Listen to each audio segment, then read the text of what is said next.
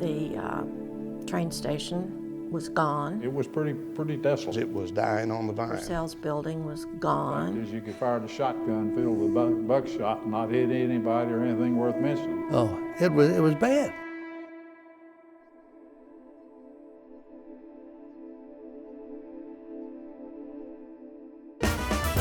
In the time after World War II, Lexington, like many American cities, was thriving. Downtown was a lively center for shopping and entertainment. Then the bottom fell out. Along with suburban expansion came urban decay. And in a matter of what seemed like a few short years, downtown Lexington became a shell of its former self. It was so bad, it was described as a pigsty. Then began an unexpected sequence of events, the kernel of an idea that changed everything.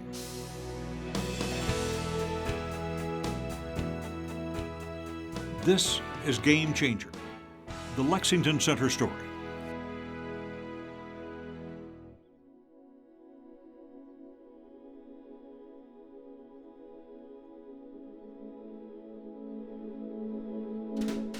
The Alley Cats began out of a passion for University of Kentucky basketball, and with the announcement of the retirement of legendary coach Adolph Rupp.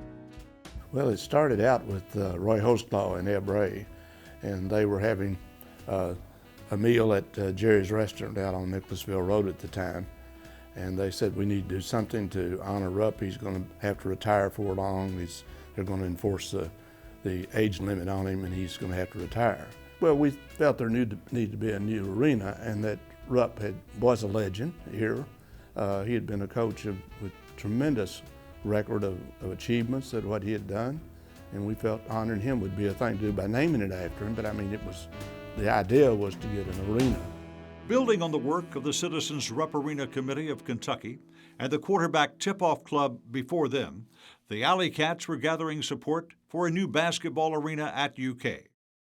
At the time, the university was playing at Memorial Coliseum, and they were talking about maybe adding another 1,500 seats, but there wasn't but about 6,000 students then, and the faculty was hollering for seats. The students were hollering for seats, and people were losing their seats, and the general public was really being left out. The situation with tickets got so bad that they didn't even have a waiting list. It would have been so long. And the university just gave up on trying to track waiting lists. There was an alley kind of behind a Memorial Coliseum at that time, and sometimes they could go out there and some way, somehow, through their own ingenious methods, get into a game at Memorial Coliseum. And they said, the only way we can see a game is to become an alley cat. Alley Cats have no seats became their rallying cry as this small but growing group of individuals was on a mission to build a world-class basketball arena in honor of Adolph F. Rupp. We just really started looking for ways to get information that would support what we thought was there. And so they started running ads in the paper, doing surveys in the paper, and people would answer. And we had a tremendous group of people answered. Over 30,000 people said, yeah, they'd be interested in tickets. And they weren't just from around in Kentucky, they were from bordering states too. These guys were traveling. I mean, they went to Madison Square Garden, they went to Brigham Young, they went down in Alabama, I know, they went lots of places. In the beginning, we were collecting information, and we felt, we had to take it to the university to see their interest. They were an important part of whatever was done, and you had to bring them into the picture. And so we did go to the President Singletary with our plan. You had a president who came out of Texas, and you, if you talk to him very much, he will talk to you about football all day long, which is what they do in Texas. Well, we came up with the plan that it would be built on campus, and it would be back to back with Commonwealth Stadium and the basketball arena back to back. And so that's when we got an audience, we thought, with the governor, and Singletary was there, and The newspaper was represented there. Our information before we went over is we thought the governor's going to support both of them. And but when Singletary spoke, he said, I want the money for football. And he said, what about basketball? And he said, I just want half a loaf now. Well, we were shocked, but the governor said, would you all be against it if we just do football? And we said, no, we're for UK sports, and we would not be against it. We're obviously disappointed, but because we think both of them should be built, but we're certainly not going to go against it. When Dr. Singletary revealed that the university wanted only the football stadium, we did not give up. In fact, I think that meeting energized the Alley Cats unlike anything I've ever seen. And those guys tell us what we need to do. Where do we need to go? We went out in the state, we spoke to civic organizations, we put up billboards, we put out bumper stickers. Alley Cats have no seats was our motto. Looking back is probably a good thing for us because it made us take another path and say, what about downtown? DeWitt High School, El Bray and I discussed this. Let's take this idea to the city and to the county and tell them they have a golden opportunity to do something really outstanding for the city. And we did. I was elected mayor in '71 of the city and took office January 1 of '72, and immediately I was accosted by my three friends of the Alley Cats. And we went to them with this idea and said, gentlemen, this thing is doable if you've got the courage to do it. You can put this unit in downtown Lexington, and you can attach a shopping center to it, a la the Madison Square Garden. You can attach a convention center to it and put it so that it could feed into Rupp Arena and conventions expand into it. And they swore, if you build it, we will come, so to speak, and buy the tickets. So they were advocating very strongly that we go for something really big. And so I was convinced that we needed to do that, to go for 24,000 seats. And so I would say that was the epiphany for me. And these guys were beating the drums intensively because the UK wasn't known for football, but it sure as Dickens was known for basketball. And if they hadn't beat the drums like they did, we would have never had what we have today, in my judgment.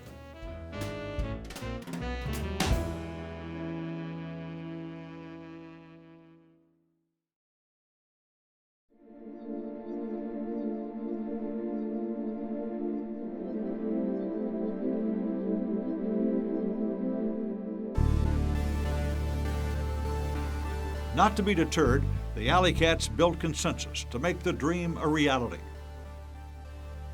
It grew out of the fact that the University of Kentucky needed this, and the city of Lexington, we felt, I was on the city government, that we felt as a city entity that we need to put it together. Previously, they had tried and failed. So there was a skip of 40 or 50 years before they got down to somebody brave enough or fool enough to try. I believe that this building would not exist without the merger of the city and the county government. Bob Stevens was always trying to do something large for downtown. Foster Pettit shared the same idea about attracting people to town and making it a center for the region and the state. So they were natural allies, and without the two of them, we couldn't have gotten it done. The city and county governments embraced the dream and appointed a non-political board made up of prominent and powerful citizens. Jay Graves, you were the first chairman of the Lexington Center Corporation. How did this happen? Well, that's been a mystery to me a long time, but I was the youngest fool in the room and the youngest banker, and before I knew it, I was made chairman. And it happened that fast. And I knew there was a monkey somewhere, and I didn't know where it was. To put Lexington Center together, you had the Kincaid faction, and the W.T. Young faction coming together, sitting at the same table, going after the same thing, the same goal. They may have had their diverse ways of getting there, which they did, but they were united on achieving the same goal. They did things that hadn't been done before in the city. People, as I said, people were on committees with expertise and talents that were unreal. And they were able to come together and do this thing and make it happen. The board tapped Jim Host, whose new company, Host Communications, was doing promotional work for the Lexington Tourism Commission. They then turned to Spindletop Research to provide details, leading to a proposal that would change Lexington forever.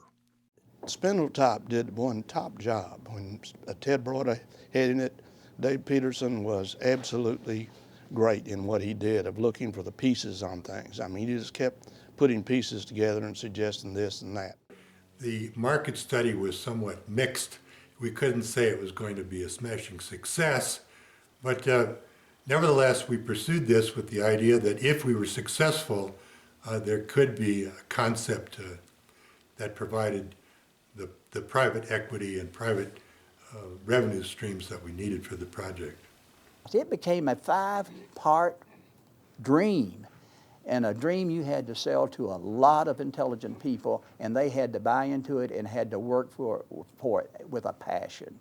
Armed with fresh data from Spindletop Research, a corporate structure, government backing, a powerhouse board, and newly hired consultants, it was time again to approach UK President Otis Singletary. It was my understanding when I accepted the job that there was an agreement in place, and when I got here shortly after arrival, Jim Host informed me that there was no agreement in place. In fact is that negotiations had broken down. And I can remember like it was yesterday, going to Harry Lancaster, who was then the director of athletics, and saying that we're talking about building an arena downtown, and can we get the university to play? And he thought I was nuts, and said we had to go see Dr. Singletary and DeWitt and Bruce Glenn, and I went to see Dr. Singletary, and it wasn't a very pleasant meeting. With the university seemingly unwilling, there were many months of tense meetings and late nights, which eventually led to an interim agreement. It was a lot of tough negotiations in that contract, in getting the contract with UK. I mean, it was not easy negotiation.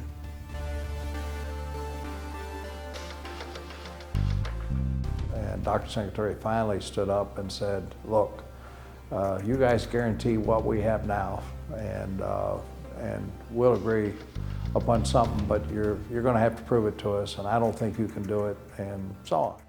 President Singletary's proposal at first seemed impossible, but the Lexington Center Board saw opportunity if the project could survive. They were demanding that we would not get anything till they had made every dime they were making from everything they were doing, from concessions to tickets to, selling programs or whatever. He was a pretty tough bargainer, as I recall.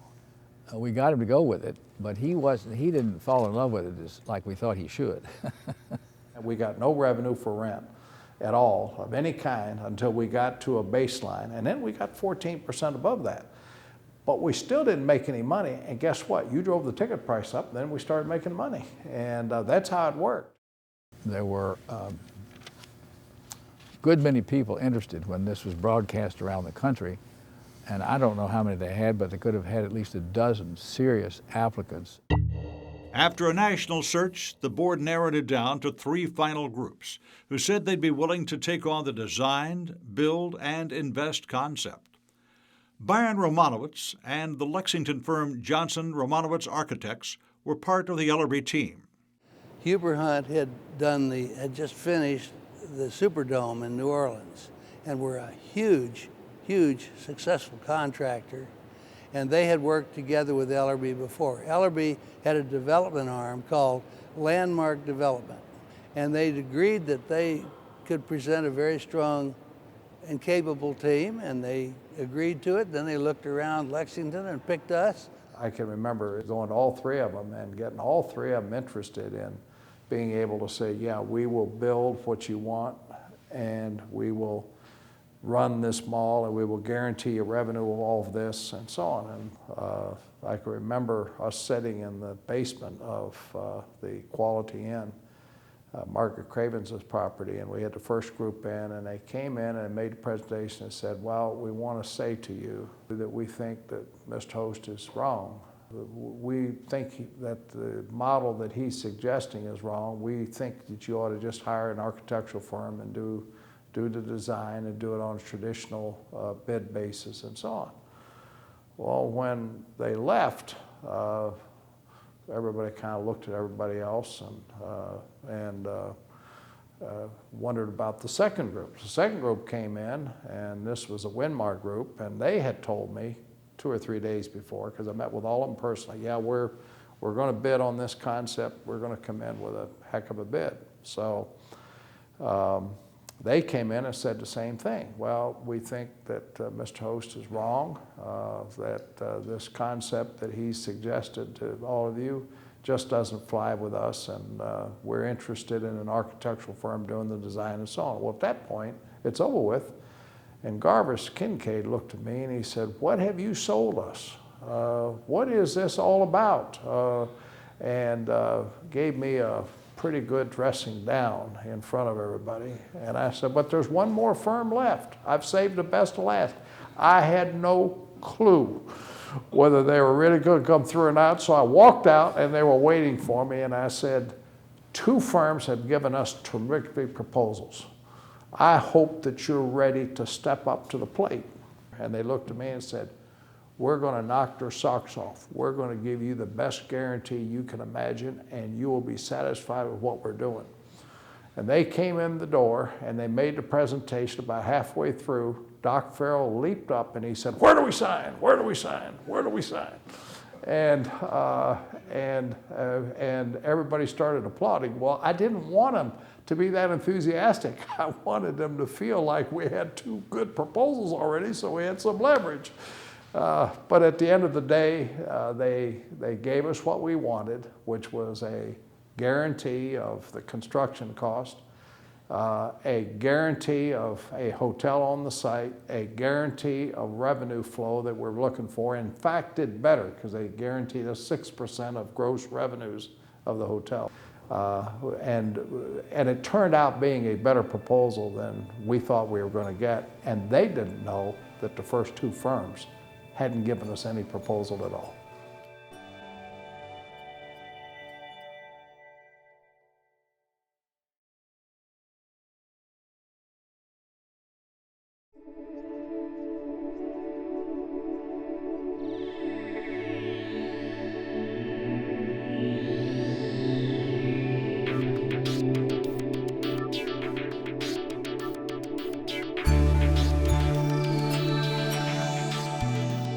Innovation and project management merged precariously in what was one of the first design, build, and invest projects in America.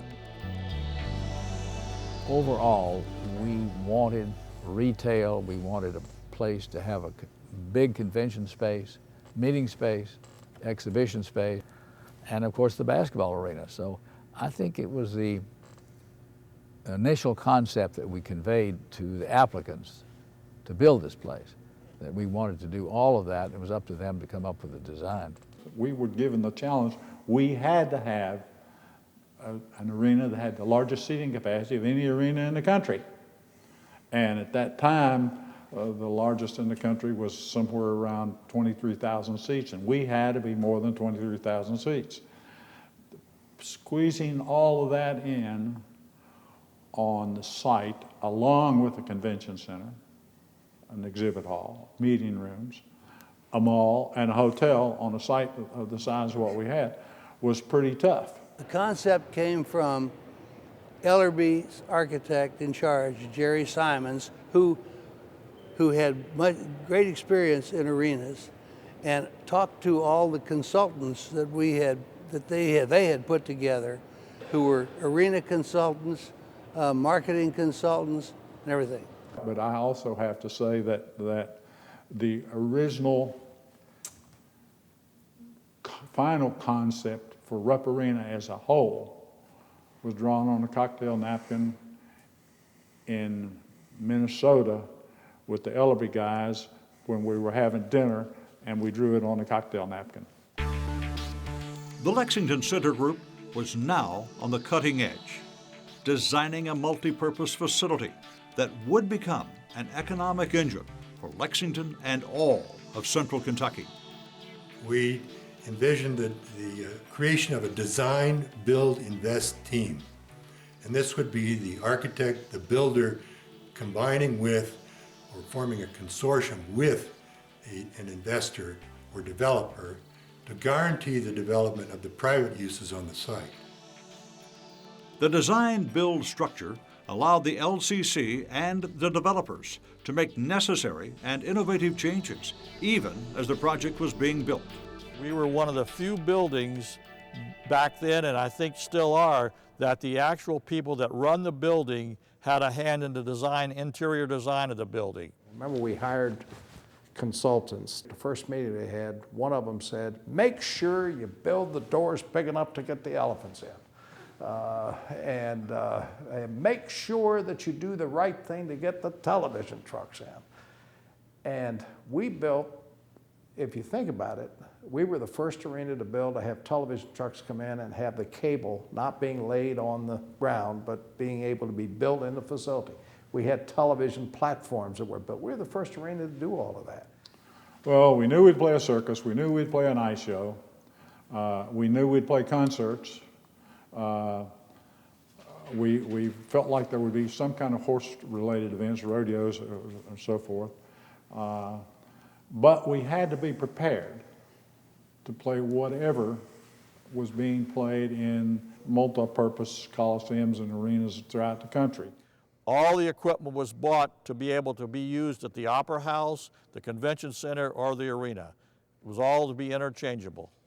By designing the facility so that it could be modified with a minimal amount of cost, we knew we could do most anything that came along. And I'll tell you something else we did that no other arena's ever been able to do. And that was we built the convention center complex to the point that we could host a huge basketball or sporting event by having enough space for the press. And if you think about the Final Four we had here in 1985, it's still, in my judgment, the best Final Four for a facility because of the way that the press was taken care of and so on. Who chose the orange seats for Rupp Arena? I'll be damned if I know. I suspect that Ellerby had a whole lot to do with it. That and color of the logo. That's right. The logo was orange too. I remember that was the most asked question that I ever had. And we got more flack about that.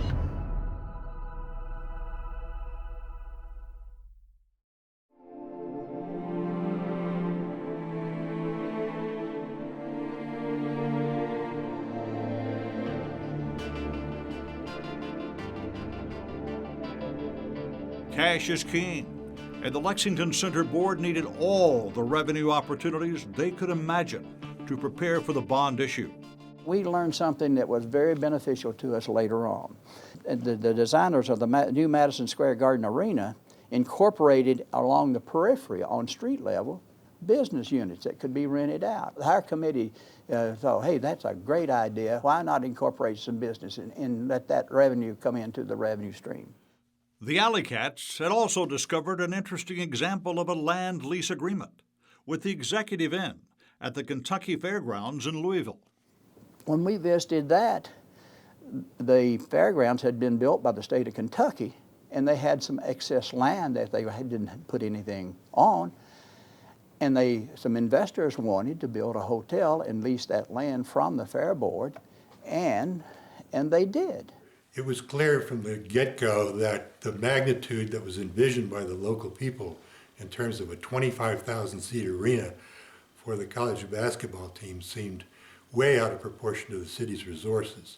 It occurred to me that we would need some private revenue streams, principally from other development on the site, and we envisioned that the possibility of a hotel, office buildings, retail space would provide revenues to help offset the costs. And that's how the concept of the development started, was really based upon the cash flow of how much would we needed for debt service.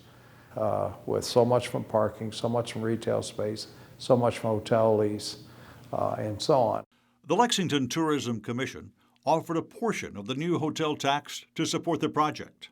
And that was Margaret Cravens representing the Tourism Commission, and she was the leader there. They respected Margaret.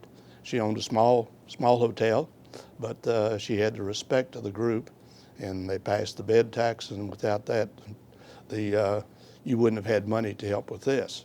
And they decided to devote a good portion of those funds to this project. Couldn't do it without it. With revenues and expenses projected and an agreement with local government on the horizon, the board's bond counsel agreed it was time for Tom Dupree to sell the bonds. We had an interesting problem. We tried to name every possible stream of income that we could get. We made, I think, a mistake. We listed as a source of income the University of Kentucky. And all these guys in New York who are going to buy the bonds really jumped on that, and they said, well, you guys don't think we're going to buy $37 million worth of bonds based upon the continued success of the university basketball team. We had, as Tom Dupree said, this was a hard piece of paper to sell, and but they sold it, and he gives Foster Pettit credit for a lot of the selling. He said, I think he said, Foster's smooth tongue got us the bond rate cut down. We got a Moody's BAA rating. That's kind of low. That's a quality rating, but it's low quality. And that was going to cost us a lot more interest than really we could afford. And I called Foster and said, we've got to get on the plane. Moody's sent that to us Friday afternoon, and we've got to get up there Monday. Well, as you know, I went with him, and we made our presentations to Moody's and others. And what I stressed was that Lexington is a different community than many. We have had the political will to consolidate our governments, which had only been done 22 times in the history of this country, going back to New Orleans in 1805. I've never seen Moody's. It's kind of a thing of honor that some hick from Kentucky is going to tell me how to rate bonds. Anyway, we bragged on that and said, look, this is a different community. We have done it right in terms of guaranteeing the cost. So, and then Tom was very persuasive, of course, as usual. We got him to reverse his opinion, and he gave us an A. And that's Foster Pettit's smooth tongue.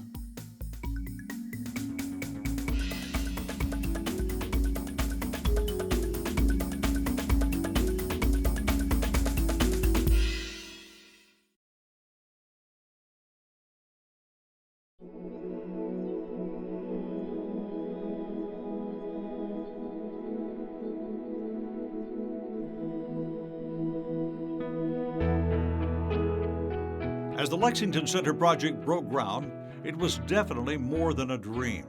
It was 10% inspiration and 90% perspiration. We were dealing with what we thought was going to happen, not what we knew was going to happen, and it was, you have to deal with it and get into the real world.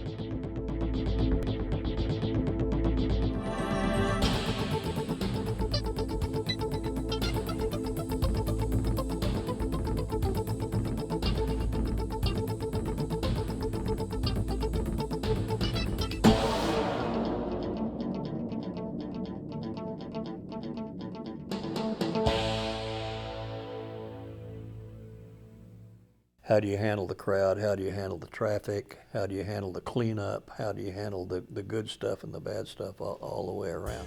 As with any building project, there were plenty of unforeseen conditions. Well, we I had the deal made to purchase the Opera House, and we had everything all ready to go. We were excited about what had to be done, and the roof fell in. When planning for the Civic Center was being developed, Linda Carey advocated strongly for the arts, and the Spindletop Research Study supported this. By the time a small group of us went to look at it after it was condemned, there were pigeons up in the roof. There had been a false roof put in. You couldn't see the arches, you couldn't see the boxes. Renovation became reconstruction. We were trying to make it as user-friendly as possible within the parameters of the footprint of the building. But everybody was determined to do the best that they could do for the city of Lexington, and we thought it was a really viable project. Throughout this challenging period, the board wisely pursued professional advice at all levels, especially in operations. Construction was underway, but there were still plenty of unknowns. None of us had ever operated a facility, so we went out and got the mentors and the consultants with him as consultants to us to tell us what to do. We added the steel grid over the stage for rigged shows. We did not have enough electric capacity for any of the shows. We upped that. Originally, it took 45 minutes to go turn on just the air handlers for the arena. We knew we needed to cut that down, so I engineered an energy management system. We're on our 4th version of that right now. We needed a strong technical staff because of the fact that we didn't have that kind of support within the community for such a facility as we were going to have. We have carpenter shops, paint shops, fabric shops, sewing shops, metal shops, electrical shops. We build it all, we service it, and we get the product out to the customer. There were lots of snags. It was fast-track design. We were designing and building at the same time. And there were people that questioned that. It turns out it was the only way to get it done. With Bruce Glenn and Bill Jackson leading the construction committee, change orders throughout the entire project were limited to an amazing 1.5% to 2%. I don't know how many hundreds of volunteer hours they spent, but it was dramatic. One interesting historical perspective is that this project started before the Open Meetings Law was enacted in 1974. I have often said that at least at the time the project was built originally, that it could not have been built had we had the Open Meetings Law. You know, it was not operated as a government entity, it was operated as a business. And we had the benefits of that, of being able to have a board meeting without everything disclosed, because you're doing negotiation in an open forum is not easy. Too many hard-nosed business deals had to be cut in order to make it happen. And there were a lot of obstacles. Jake Graves said it in one of his comments. He finally came out and said, "Leave us alone and we'll get it built. 21 people can't do this project. Leave it to the board and we'll get it built." Now that's what happens when you get open meeting. You got 100 different opinions about the picture on the wall. Adequate parking was a requirement, and the board began to quietly buy up adjacent properties. We said, if we're going to build this thing, we got to do it right. We have to have enough parking or it will die on the vine. We condemned some houses, some of which were in bad shape, but we paid those people the value of the house. The footprint of the parking area became a public debate, and the process became contentious. Speculators got into, unfortunately, with this delay, and you couldn't just lock it in. We did have appraisals and things, but you couldn't lock in the value. The speculators came along and started buying it and just upped the prices very much. People I know picketed my home on Richmond Road at the time and said, "People, not profits," because we were taking that for parking. But as I mentioned, we did provide, people got paid full value for their home. And for many people, we helped tenants who didn't own the houses they got a substantial stipend as a tenant to go and get other housing. And I think, as far as I know, it was the first municipal program of its sort in the country where we would pay tenants to go and make a down payment on a house. Well, I'm in the business of providing affordable low-cost housing. I'm not so sure if that would be the kind of low-cost housing that I would want to be providing. Everything that's old is not historic. Some stuff is just old and need to go. So I'm not so sure that held much water. And I don't think that any of the people who are displaced went to any lesser living conditions, probably went to better opportunities.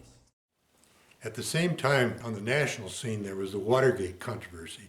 And while we would meet over lunch to discuss the various obstacles ahead of us, we could hear in the next room the discussions about the Watergate tapes and about Bernstein and Woodward.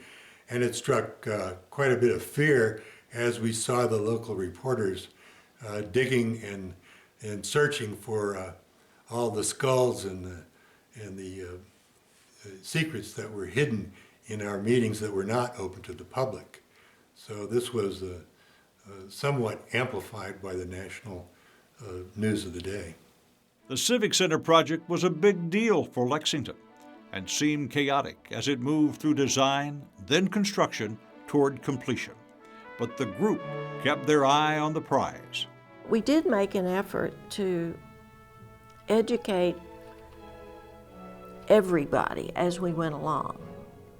But yet we never did let the criticism that came up divert us from what the vision of what it really could be.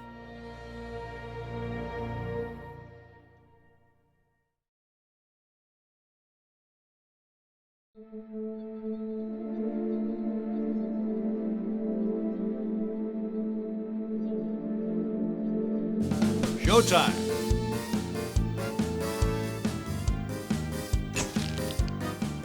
The opening of the Civic Center in November 1976 represented the beginning of a renaissance in downtown Lexington.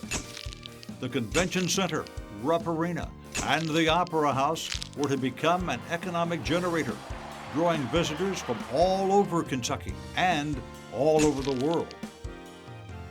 Lawrence Welk was the opening act in Rupp Arena, and that was just the beginning of great things to come. Lawrence Welk was one of the few acts back then that relied on the local people to supply the sound system. And I had done Lawrence Welk in Atlanta, the Omni, so when he came here, we knew Lawrence Welk, we knew what his band requirements were, and all the equipment we bought back then were state-of-the-art and the top of the line. We did not buy small little mixers. We bought recording-style studio mixers and recorders and everything for that event.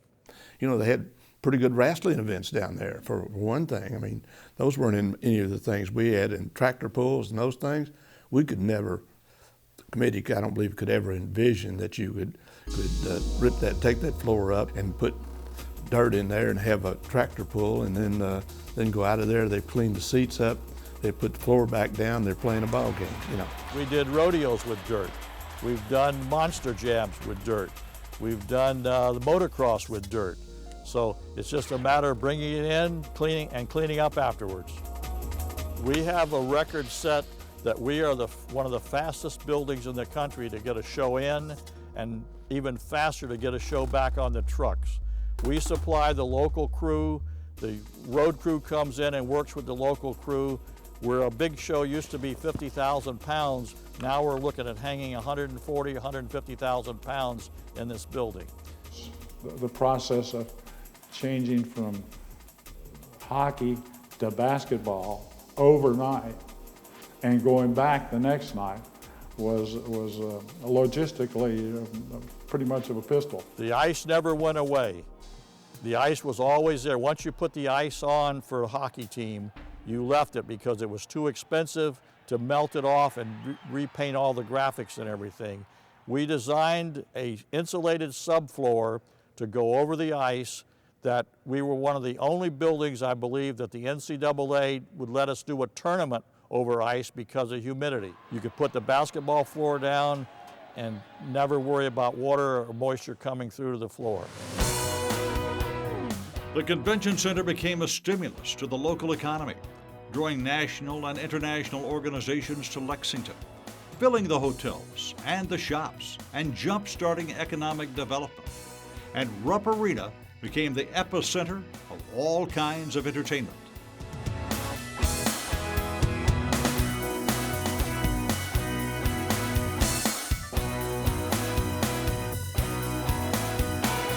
They've been able to draw big shows. I mean, look at it with when Elvis was coming, Colonel Parker said cut it off at 10,000, you'll never fill it.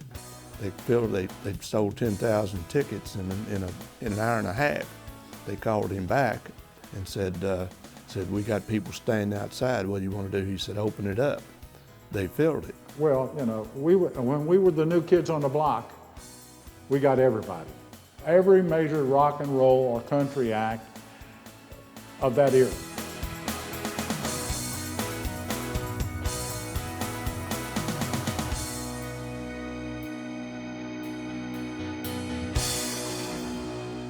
We weren't on anybody's radar, and it took a lot of negotiating to get a Broadway show to come here.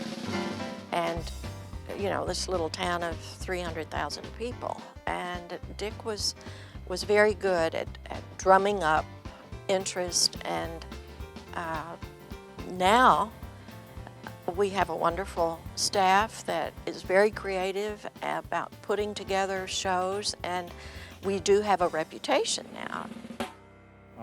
One interesting act we booked was Old Calcutta, which was quite a challenge. We sold out 2 performances with the first act. Now it's showtime. We open the doors and in comes the city police. And they are there to see whether or not this performance is in violation of local ordinance. So at the end of the second performance, the entire cast of Old Calcutta was arrested on stage in the Opera House and put in jail.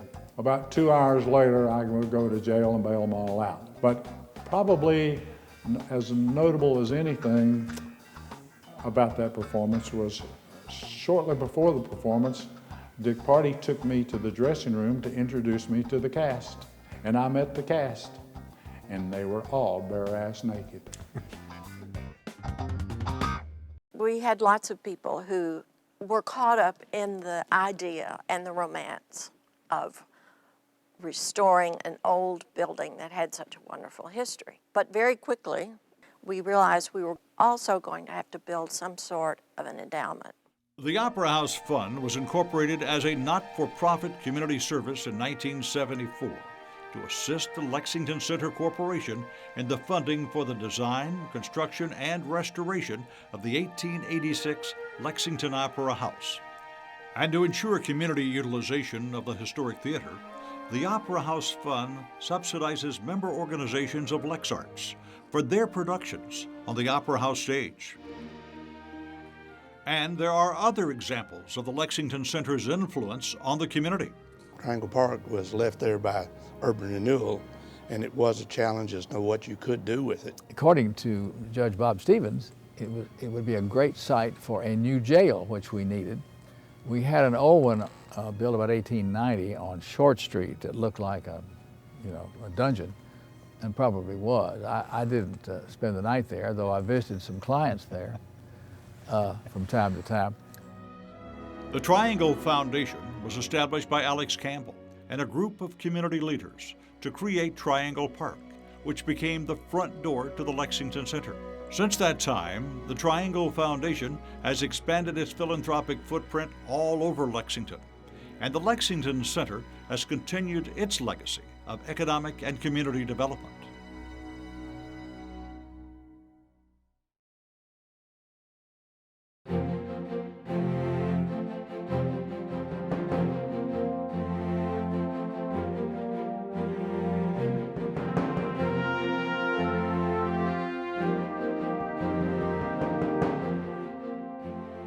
The program that Coach Rupp built here at the University of Kentucky, the excitement the national championships. When Coach Rupp retired, he said that he wanted to leave a program that was built on a sound foundation, and he did that. Well, I think Rupp Arena is one of the icons of the basketball world. Every young basketball player says when he gets out on the floor, he's almost overwhelmed. It's made a big difference. For us, I mean, the very first team playing here, I think the main thing that drove us at that time was the excitement of having a building like this. I mean, there were none in the country like this, especially in college basketball. There was none like this. So for us to be able to play in this building, there was a great excitement.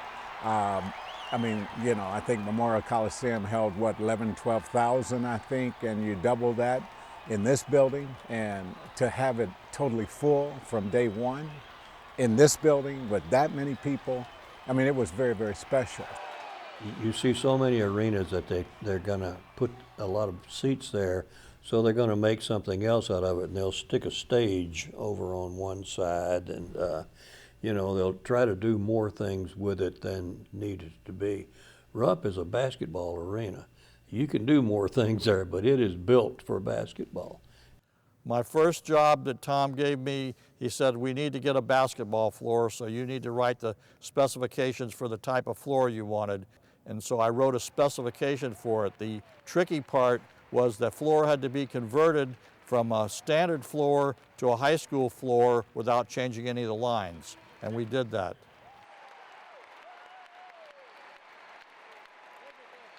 Being the first team to play here, it was obviously good to be able to have a say in some of the things that make this such a great shooters arena, because you know, you see a lot of guys make shots in this building, a lot of teams come in and guys making shots in this building that they don't make anywhere else. And I think it's just the way the building is positioned, the way it's set up. I mean, it's just a great shooters arena. And Rupp Arena also has some advantages for the coaching staff. When we went out to recruit, every door was open to the coaches from Kentucky. And when we brought a kid into Rupp Arena, I mean, if we had him here for game night, the deal was sealed. For a high school player coming from a gym that might hold 5,000 or 6,000, you know, this place is huge. And if you get them in here, any recruit, if you want to have an advantage, you bring them in here when it's full of blue and white in the stands. I mean, the hair stands up on your arms when you walk into a building like this and see it full, and everyone cheering for the home team for the catch. You know, it's a huge recruiting advantage. There's no question about that. For myself, going into the NBA, I mean, it's one of the first questions that all the guys who I played with wanted to ask about. Number one, they wanted to know what it was like playing at the University of Kentucky. Number two, they wanted to know what it was like playing for 23,000 screaming fans here in Rupp Arena. I mean, it's a huge advantage. The recruits were just amazed.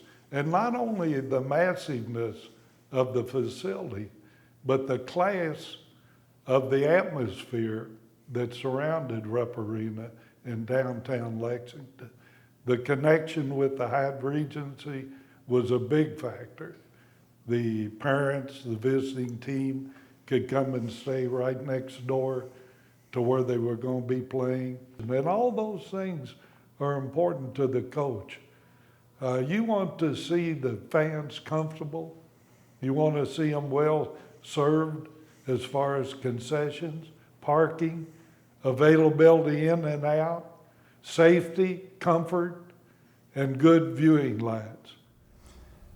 Did you make the first basket in this arena as a player? I don't know if I made the first basket, but I'm sure I took the first shot. I mean, that's what I did. I mean, I shot the basketball, so that wouldn't be a surprise. No, I think Roby made scored the first basket, but it's not for lack of trying that I didn't. You're pretty sure you made the first shot. I probably took the first shot, there's no question. We had the Final Four. In fact, this was the smallest community ever to have the Final Four. And it was very successful. We had hundreds and hundreds of volunteers to make that work. With an official capacity of 23,500, Rupp was the largest arena designed specifically for basketball and was the largest indoor arena by capacity in the United States. In Rupp Arena, the Kentucky Wildcats men's basketball team regularly leads the nation in college basketball home attendance. Rupp Arena is more than just the building. I mean, Rupp Arena is a brand. I mean, you talk about it, you mention it anywhere in the country, I don't care where you go, and you mention Rupp Arena and everybody thinks of this building. This is the basketball capital of the world, and it deserves that kind of facility, that kind of support, that kind of players, that kind of coaching.